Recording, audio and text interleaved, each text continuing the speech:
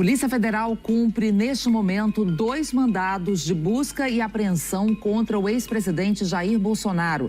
Ele acaba de ser levado para a sede da Polícia Federal em Brasília para colocar tornozeleira eletrônica. Uma medida de restrição imposta pelo Supremo Tribunal Federal, que também determinou o cumprimento de 2 mandados de busca e apreensão. Um mandado foi cumprido na casa do ex-presidente e o outro endereço é o PL.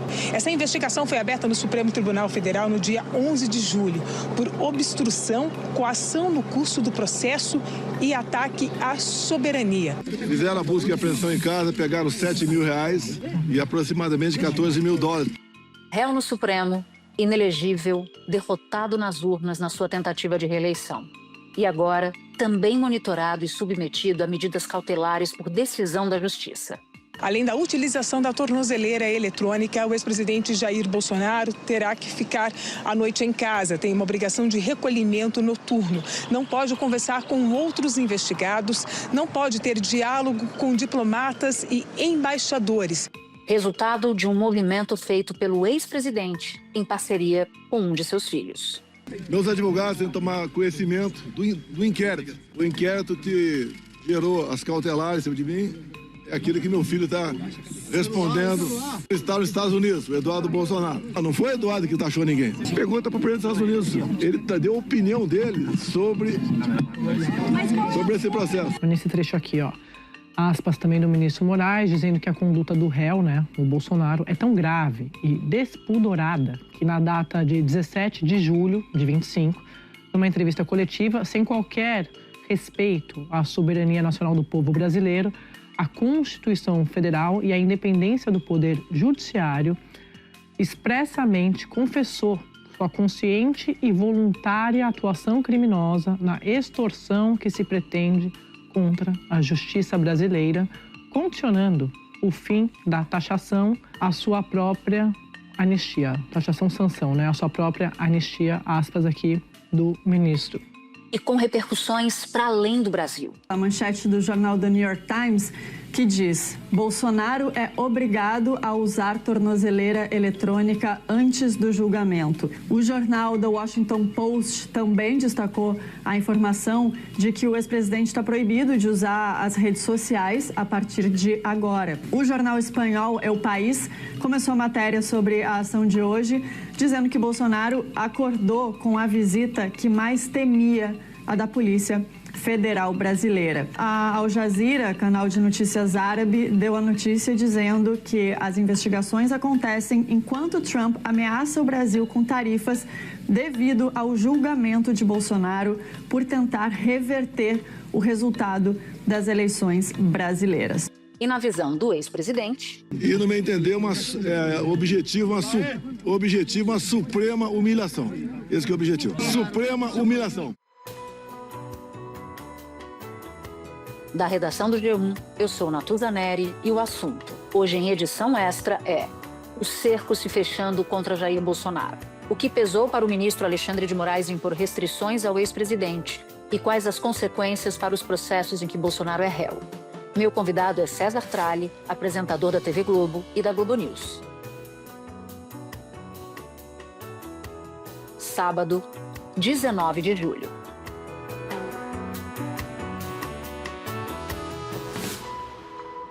Bom, Tralli, a gente conversa num fim de tarde de uma sexta-feira super turbulenta, com muita informação.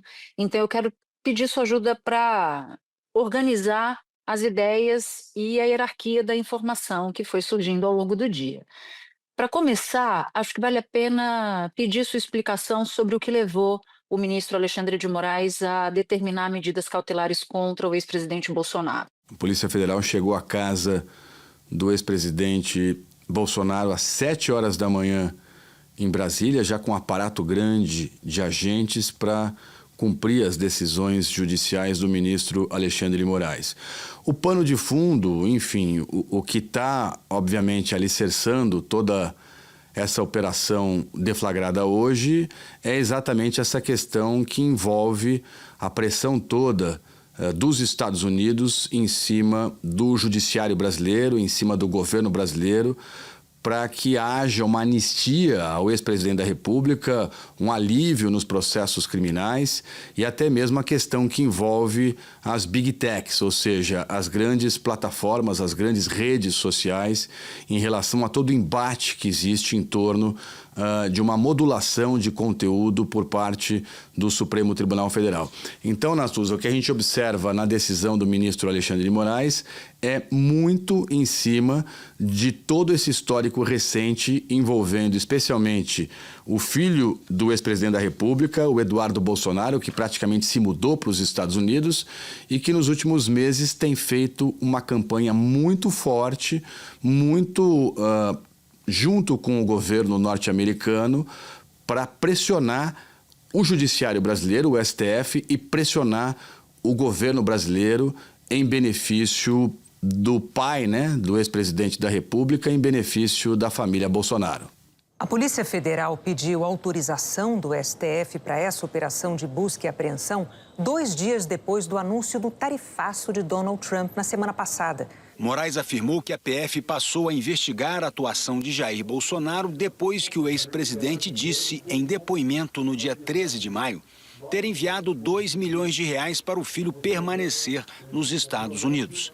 No documento em que determina a operação de hoje da PF, o ministro detalha as medidas restritivas impostas a Jair Bolsonaro e os motivos de tê-las ordenado.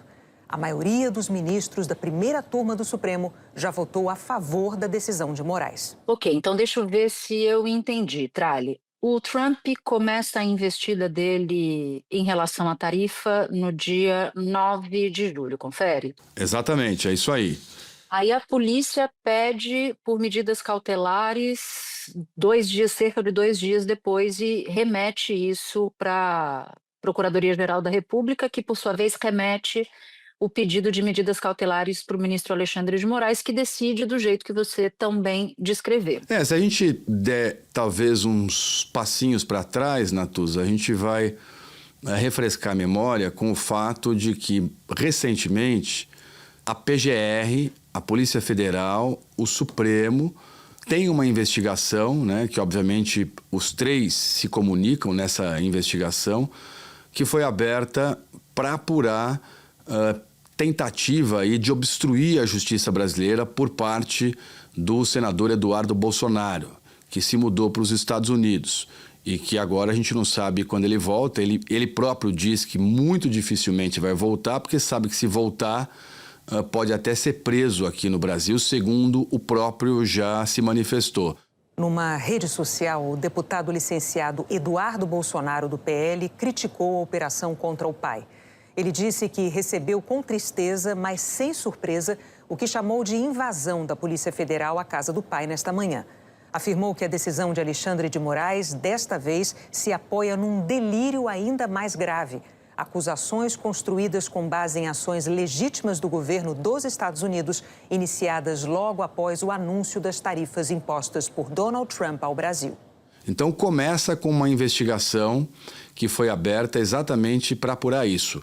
De acordo com a própria PGR, os relatos de fontes da Polícia Federal, há toda uma reunião de material, especialmente de redes sociais, demonstrando que Eduardo Bolsonaro vem sistematicamente fazendo campanha para desacreditar e pressionar o STF, na pessoa física do ministro Alexandre de Moraes, e vem fazendo campanha sistemática para pressionar também o governo brasileiro em relação a essas questões que envolvem o ex-presidente da República. Ou seja, uma pressão que busca, de alguma forma, uma tentativa de perdão judicial, até pelo fato de que caminha para o fim esse processo criminal que envolve o ex-presidente Bolsonaro na trama golpista, ou seja, o núcleo crucial, como se chama nesse processo criminal que corre no STF, e uma pressão, obviamente, pela anistia do ex-presidente, ou seja, para que não haja punição e até uma pressão para que ele possa se tornar novamente elegível, ou seja, concorrer às eleições de 2026. E aí esse inquérito vai ganhando cada vez mais corpo a partir do momento em que o Eduardo Bolsonaro, nos Estados Unidos, consegue acesso ainda maior ao governo norte-americano, aos republicanos, aos trumpistas e consegue, a partir desse acesso, convencer, de certa forma, essa é a visão da investigação, o presidente norte-americano Donald Trump a vir com esse tarifaço como forma de chantagem política. Eu fui perguntar hoje para um investigador qual era, portanto, a relação de Bolsonaro com essa história do Eduardo, né? Porque Bolsonaro pode alegar, por exemplo, que o Eduardo é responsável pelos seus próprios atos. E o que o investigador me explicou é que a base para a ação de hoje, linkando o Bolsonaro, é justamente o fato de Bolsonaro ter transferido 2 milhões de reais para Eduardo Bolsonaro para sustentá-lo nos Estados Unidos. Então, no entendimento do ministro Alexandre de Moraes, quando Bolsonaro manda esse dinheiro para financiar uma atuação que a justiça está entendendo como uma atuação contra a soberania nacional, ou seja, né, um patriota atuando contra os interesses da própria pátria, ele logo é responsável, ele faz parte desse grupo para desestabilizar o país, etc. e tal. Então, achei importante explicar isso também, Trali, para saber qual é o ponto material que liga Bolsonaro à investigação que originalmente começou com o Eduardo. Eu sei que você tem apuração sobre como se deu a operação de hoje, a busca e apreensão, o estabelecimento de medidas cautelares. Como é que foi? Como é que a coisa aconteceu a partir das 7 horas da manhã? Você sabe, por exemplo, como é que reagiu o Bolsonaro? A partir do momento em que o ministro Alexandre de Moraes concordou com as medidas pedidas pela PF, porque todas essas medidas foram solicitadas pela Polícia Federal. Nesse inquérito do Eduardo Bolsonaro, eles acabam juntando ao inquérito elementos que vêm muito ao encontro do que você acaba de falar, envolvendo o pai dele, que é o ex-presidente Bolsonaro. Esses 2 milhões de reais via Pix foram repassados por Eduardo no dia 13 de maio desse ano. E aí a Polícia Federal junta uma série de manifestações em redes sociais, entrevistas dadas pelo ex-presidente Bolsonaro desde então, em que ele reforça a atuação ou aprova, assina embaixo, digamos assim, da atuação do filho dele nos Estados Unidos, nessa pressão toda em cima da justiça e do governo brasileiro. E pedem agora, portanto, nesses últimos dias, para que o Supremo autorizasse medidas cautelares contra ele. O ministro Alexandre de Moraes manda tudo isso para a PGR, o Paulo Gonet se manifesta favoravelmente às medidas, junta uma manifestação favorável ao relatório da Polícia Federal que embasa esses pedidos e aí, portanto, o ministro Alexandre de Moraes autoriza a operação deflagrada hoje de manhã. A decisão do ministro Alexandre de Moraes traz um trecho muito importante em que ele fala sobre a soberania nacional. Essa frase usada pelo ministro Alexandre de Moraes, frase do Machado de Assis, que diz: soberania nacional é a coisa mais bela do mundo, com a condição de ser soberania e de ser nacional. E depois ele fala de princípios constitucionais e ele fala da questão da independência judicial como algo inflexível. É um elemento básico. Como ao longo da decisão ele vem construindo a ideia de que o tempo todo, tanto Jair quanto Eduardo Bolsonaro tentaram colocar os rumos do processo como um elemento na mesa de negociação Brasil-Estados Unidos, ao final ele demonstra que não cabe esse tipo de negociação. Então, na prática, Natuza, o que acontece hoje é uma equipe grande dessa área da PF chamada DIP vai para a casa do ex-presidente em Brasília. Cercam a casa, uma parte da equipe entra na residência, uma parte fica do lado de fora fazendo uma espécie de isolamento, uma blindagem do imóvel para impedir a chegada de vizinho, de curiosos, de imprensa ou até mesmo de aliados do ex-presidente Bolsonaro. A equipe que entra na casa do ex-presidente bate na porta exatamente às 7 horas da manhã. Na residência, pela apuração que eu fiz, estava apenas o casal Jair e Michele Bolsonaro. A filha deles não estava na residência hoje de manhã. Quem atende a porta é o ex-presidente Bolsonaro, atordoado, segundo os relatos que eu tive, sem entender muito bem o que estava acontecendo, e aí o agente federal, o delegado que o acompanhava, informam ao Bolsonaro: olha, tem aqui uma ordem de busca e apreensão expedida pelo ministro Alexandre de Moraes, nós viemos cumprir essa ordem judicial. Leem a ordem judicial para o ex-presidente Bolsonaro. Nesse momento chega a mulher dele, a Michele, também tentando entender o que estava acontecendo na casa logo cedo, às 7 horas da manhã. Quando ela também toma pé da situação, o relato que essa equipe passa aos superiores da Polícia Federal é no sentido de que ambos, marido e mulher, ficaram muito bravos, ficaram muito revoltados com a medida de busca e apreensão, reclamaram muito, disseram que estavam sendo perseguidos, que isso era uma injustiça, mas que depois, quando cai a ficha, digamos assim, Natuza, eles vão se acalmando e não oferecem resistência para o trabalho policial. Bolsonaro dobra a aposta o tempo todo. É assim que investigadores veem a atuação de Bolsonaro crescendo ao longo do curso dessa investigação lá no Supremo. Ele fala assim, é um sinal do que pode acontecer com Bolsonaro se condenado e preso por decisão do Supremo no inquérito do golpe. E ele usou a seguinte expressão: é um misto de prisão domiciliar com regime semiaberto, porque na decisão essa de hoje, o Bolsonaro pode sair durante o dia, nos dias da semana, mas o recado está dado, pelo menos na visão de investigadores com quem eu tenho conversado. Os agentes entram e começam aquele trabalho de vasculhar todos os ambientes da casa nos mínimos detalhes. Eles usam câmera, eu perguntei isso, né? A equipe que entrou na residência tinha câmera ou não tinha câmera? E os policiais todos registrando toda a ação com câmera, até mesmo para que isso possa, digamos assim, embasar esse trabalho todo policial.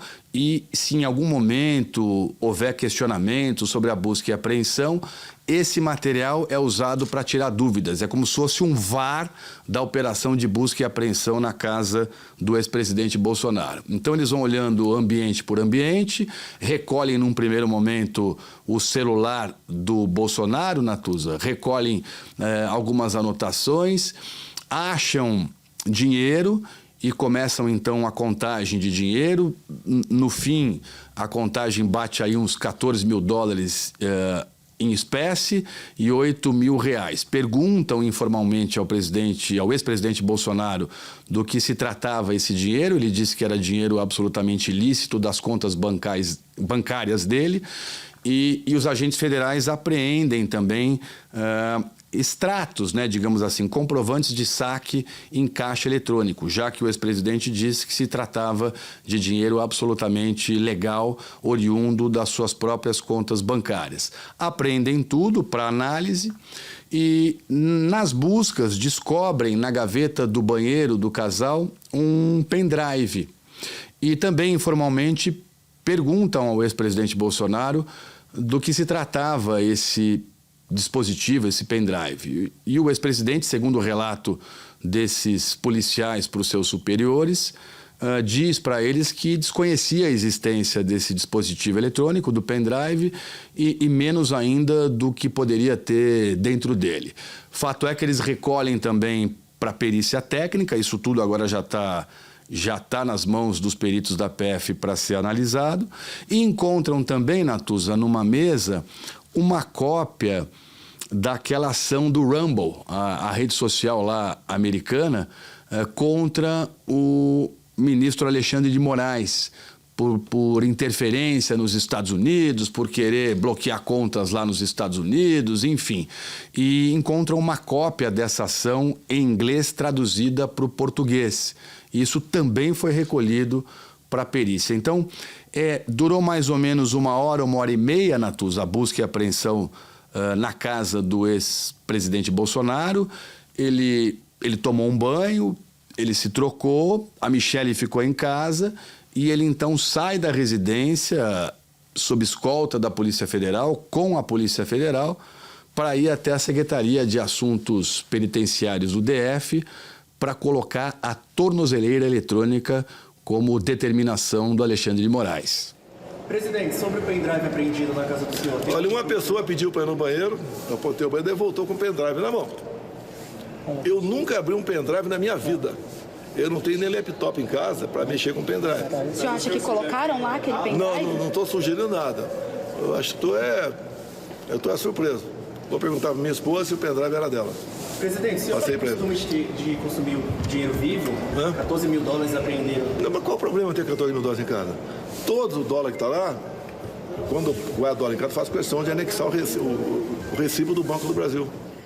Bom, ainda sobre o Alexandre de Moraes que você cita agora, acho que vale a pena, Trali, a gente explicar para quem nos ouve a decisão do ministro, porque ele diz, por exemplo, que Bolsonaro não pode se aproximar de embaixadas. A Procuradoria-Geral da República apontou o que chamou de concreta possibilidade de Bolsonaro fugir do país, embora Bolsonaro tenha negado qualquer planejamento nesse sentido. Eu quero te ouvir sobre o que aponta a investigação e que evidência há de que essa é uma possibilidade concreta, como disse a PGR. Olha, Natuza, conversando com fontes aí da Polícia Federal, do próprio STF, de gente da PGR ao longo dessa sexta-feira, assim, eu não consegui observar nenhum indício contundente de que o ex-presidente estava em plano de fuga, digamos assim. Estava já arquitetando algum tipo de saída do país em relação a tudo que está acontecendo sobre ele. Ou seja, vem aí um processo criminal na sua fase final, que o envolve, né, que o coloca no centro da trama golpista. Tem essa situação que envolve o filho dele nos Estados Unidos e agora que envolve também o tarifaço do Trump, passando até por investigação na relação comercial Brasil e Estados Unidos. Não há, assim, pelo que eu observei, nenhum indício muito forte de um plano de fuga do ex-presidente Bolsonaro. Moraes determinou que Jair Bolsonaro use tornozeleira eletrônica, permaneça em casa das 7 da noite às 6 da manhã, de segunda a sexta-feira, e não saia de casa nos fins de semana e feriados. Proibiu o ex-presidente de manter contato com embaixadores, autoridades estrangeiras e de se aproximar de sedes de embaixadas. No entanto, o que os investigadores entendem é que é preciso, de alguma forma, prevenir que haja algum tipo de movimento neste sentido. Até porque você teve o movimento recente da Carla Zambelli, né? Lembra que a gente falava exatamente. Que a polícia tinha aprendido com aquela lição, né? Exatamente. O efeito Carla Zambelli teve um papel preponderante aí agora nessa situação que envolve o ex-presidente Jair Bolsonaro. O filho dele dando sinais de que não volta, o processo criminal caminhando aí para uma sentença com expectativa de condenação do ex-presidente Bolsonaro e dos outros 7 réus, ou boa parte desses réus todos aí do núcleo crucial da trama golpista. Segundo a PGR, todo o material apreendido comprova a tentativa de golpe de Estado. A pena do ex-presidente pode chegar a 43 anos. Paulo Gonet afirmou que o grupo, liderado pelo ex-presidente e composto por figuras-chave do governo, das Forças Armadas e de órgãos de inteligência, desenvolveu e implementou plano progressivo e sistemático de ataque às instituições democráticas, com a finalidade de prejudicar a alternância legítima de poder nas eleições de 2022 e minar o livre exercício dos demais poderes constitucionais, especialmente do poder judiciário. E, portanto, um cuidado, até por conta de toda essa pressão do governo norte-americano em cima do judiciário e do governo brasileiro, um cuidado para não deixar que o ex-presidente saia do radar dessa investigação toda conduzida pela Polícia Federal de Brasília. Então, as medidas são no sentido de demonstrar ao ex-presidente Bolsonaro, de acordo com a Polícia Federal e a própria manifestação da PGR, de que é necessário que o ex-presidente esteja sob vigilância constante em decorrência de tudo que a gente tem observado em relação a esse caso recente envolvendo o filho dele, ele próprio e essa pressão do Trump em cima da justiça e do governo brasileiro.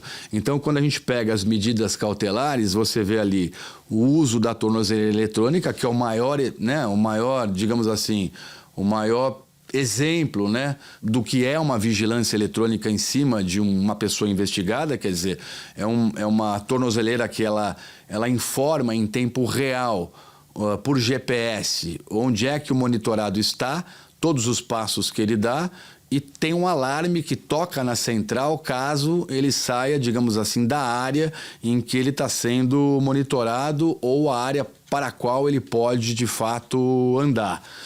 Tem essa questão do recolhimento dentro de casa, das 7 da noite até as 6 da manhã. Fins de semana também, o ex-presidente Bolsonaro não pode sair de casa. Proibição de se comunicar com embaixador, com diplomata. Proibição de se comunicar com outros réus investigados, inclusive o filho dele, que é investigado num inquérito. E proibição também de acesso às redes sociais. Então, você observa, Natuza, que é um passo muito forte de cerco físico até em cima do ex-presidente da República. Espera um pouquinho que eu já volto para continuar minha conversa com o Trali. E eu lembraria, Trali, 2 episódios, um recente e um mais antigo, que podem corroborar com esse receio de uma potencial fuga. Em fevereiro de 2024, entre os dias 14 e 15, Bolsonaro tinha acabado de ter o seu passaporte apreendido e ele passou 2 dias na embaixada da Hungria. Depois o New York Times revelou esse momento, a gente viu imagens do circuito interno da embaixada com o Bolsonaro chegando segurando um travesseiro, então ali já se chamou muita atenção sobre um potencial risco de fuga.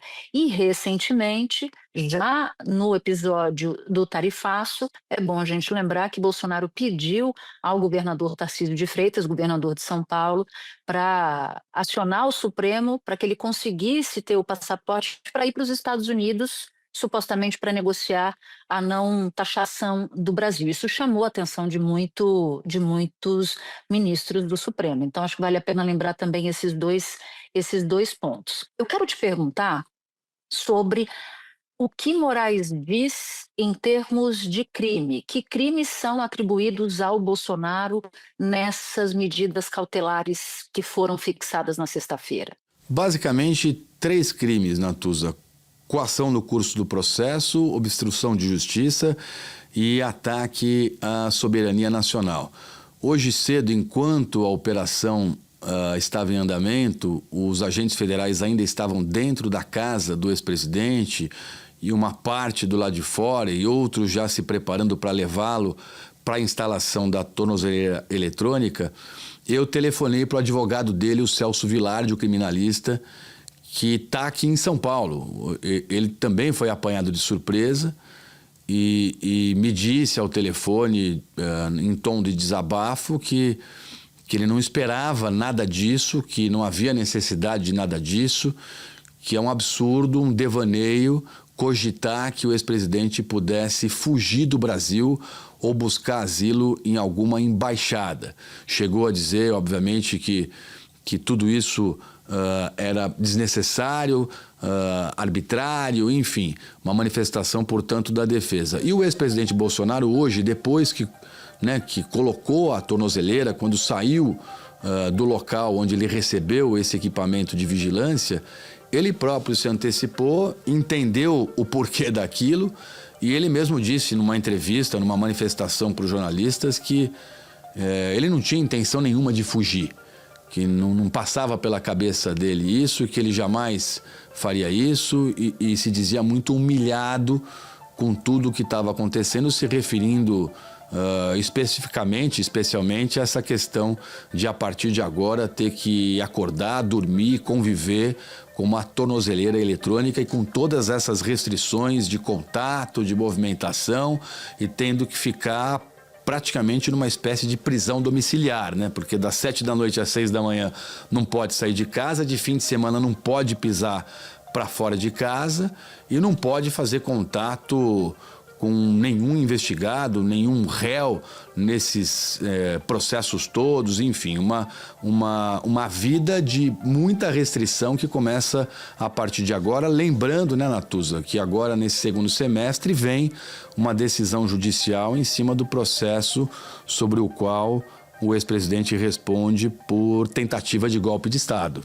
Bolsonaro disse que se considerava humilhado pelas medidas cautelares que foram determinadas pelo ministro Alexandre de Moraes, insistiu na tese de que a investigação é política, que ele é perseguido, falou em suprema humilhação, uma expressão que ele fez fazendo trocadilho, né, com o Supremo Tribunal Federal.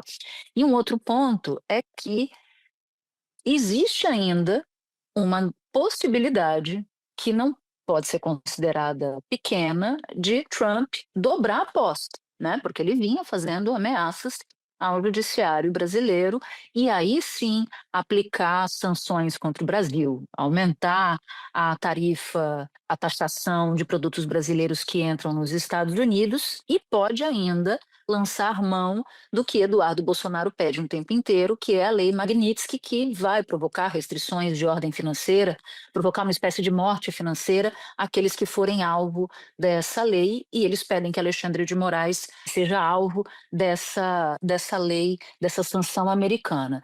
Isso acontecendo, se o Supremo já está considerando materialidade agora, pioraria a situação de Bolsonaro? Sem dúvida, né, Natuza? Porque muito recentemente, quando o Eduardo Bolsonaro começa a fazer essa pressão toda em cima do governo norte-americano e o Trump vem com os 50% do tarifaço e usa como argumento para isso, não um argumento técnico, econômico, mas absolutamente político, ligando o tarifaço, dando o tarifaço como justificativa para o fato do ex-presidente estar sendo perseguido, na visão do Trump, injustamente, e pelo fato do STF, na visão do Trump também, está excedendo aos seus poderes, tentando regular a rede social, tentando obstruir, na visão do Trump, a liberdade das redes sociais, tudo isso já vem, na visão de quem participa dessa investigação, sendo observado como produção de prova contra si mesmo. Agora há pouco, até antes de vir gravar com você, liguei para um diretor da Polícia Federal, que está muito a par de toda essa investigação, e perguntei para ele como é que ele estava observando tudo isso, a operação de hoje e tal. E aí, de uma forma até irônica, ele me disse: o Bolsonaro e o filho dele não param de produzir provas contra eles próprios, no sentido de que o tempo inteiro, ao ficar cutucando a Justiça, o STF, o Alexandre de Moraes, a PGR, o governo brasileiro, e usando agora até o Donald Trump nessa pressão, eles estão, de certa forma, na visão de quem está comandando todas essas investigações, produzindo prova contra si próprios, exatamente pelo fato de que tudo isso leva ao entendimento de uma obstrução de justiça, de coação, de tentativa de mudança de curso de processo, de ataque à soberania nacional. Então, são todos esses crimes que estão sendo imputados a eles. E a reação está sendo, de certa forma, esse inquérito e agora essa operação da Polícia Federal que bota num ex-presidente da República do país uma tornozeleira eletrônica, Natuza. Meu amigo César Tralli, eu sei que o seu dia foi bastante longo. Um beijo, muito obrigada por topar conversar com a gente hoje. Obrigado, Natuza. E só lembrando que agora a gente tem que projetar um pouco o que esperar do futuro, né? O que deve acontecer a partir de agora. Nós vamos ter que esperar uma frente diplomática, política em cima do tarifaço. Vai postergar, não vai, o Trump vai vir com mais força ainda para cima do Brasil, nessa pressão toda aí em cima do Alexandre de Moraes, do judiciário e do governo brasileiro. O secretário de Estado americano Marco Rubio anunciou numa rede social que ordenou com efeito imediato a revogação dos vistos do ministro do STF, Alexandre de Moraes, e de parentes dele. Rubio também disse que revogou os vistos de aliados de Moraes no Supremo Tribunal Federal. mas não esclareceu quem seriam essas pessoas. Esse ainda é um grande nó, uma grande dúvida, incerteza. E, obviamente, esse inquérito que atinge o Eduardo Bolsonaro em cheio, tem ele como peça principal, que agora pega o pai dele com muita força.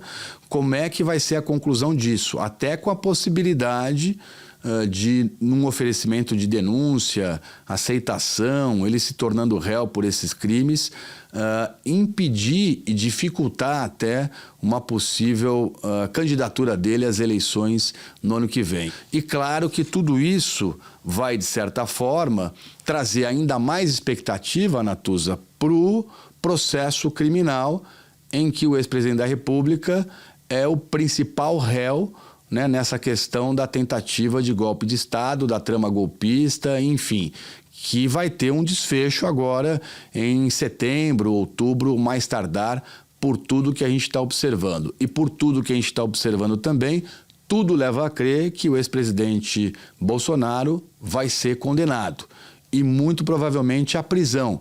Então nós vamos ter que observar muito agora, a partir da deflagração da operação de hoje, em cima do ex-presidente da República, o que vai acontecer até a decisão desse processo criminal que pega o ex-presidente em cheio também. César Tralli, bom trabalho para você e muito obrigada por ter topado conversar com a gente aqui. Obrigado, um beijo, Natuza, e bom retorno das férias. Estamos juntos aqui. Sempre, um beijo. Um beijo, brigadão. Este foi o Assunto, o podcast diário disponível no G1, no YouTube ou na sua plataforma de áudio preferida. Comigo na equipe do Assunto estão Mônica Mariotti, Amanda Polato, Sara Rezende, Luiz Felipe Silva, Tiago Kazuroski e Carlos Catelan. Eu sou Natuza Neri e fico por aqui. Até o próximo assunto.